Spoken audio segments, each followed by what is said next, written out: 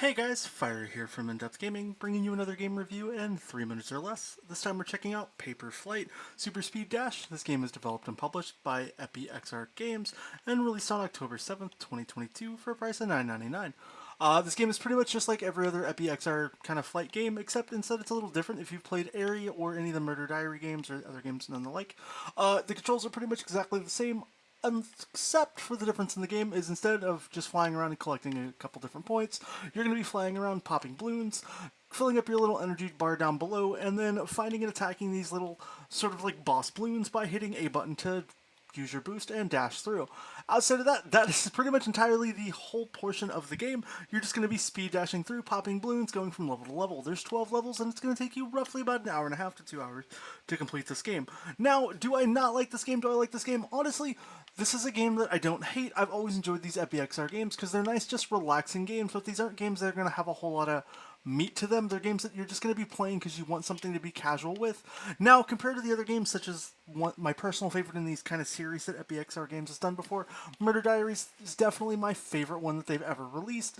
But unfortunately, this one to me falls up somewhere between some of the worst and most boring of the games.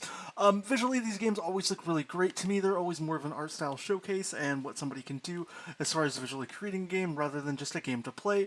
Whereas like the Murder Diary games often give a story, so it feels like there's just more there to the game that you're playing, and it's a lot more enjoyable. Instead, you're just going through waves and waves of popping balloons and just hitting these little meaningless targets in just a variety of different levels, and there's not really much beyond that.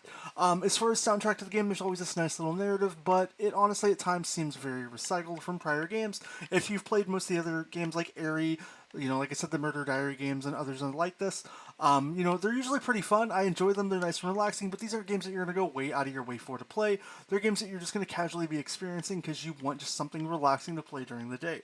As far as the price point, I definitely usually don't bash too much on the price point for these games, but I definitely don't feel like this one comes in at a nice $10 price point. I definitely think it's not really worth that. It should be more around like the $4 to $5 range for really what you're getting out of the game. Outside of that though, that's kind of my initial thoughts. If you want to know more or see other full gameplay videos, we're not really probably going to upload too much on the channel for this game, as it's pretty much exactly what you're seeing here on screen. It's just going to be different levels that you get to partake in, fly around in. It's neat to be a paper airplane, but I was honestly hoping for a little bit more in the game than what's really presented here.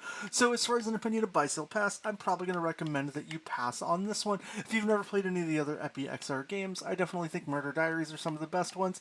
Aries are nice, peaceful, and relaxing, but I definitely think that Paper Flight Super Speed Dash has missed the mark. If you agree, disagree, let me know down below in the comments. If you picked up the game, I'd love to hear what you think. Outside of that, I hope you consider subscribing to the channel, and we'll catch you on the next review.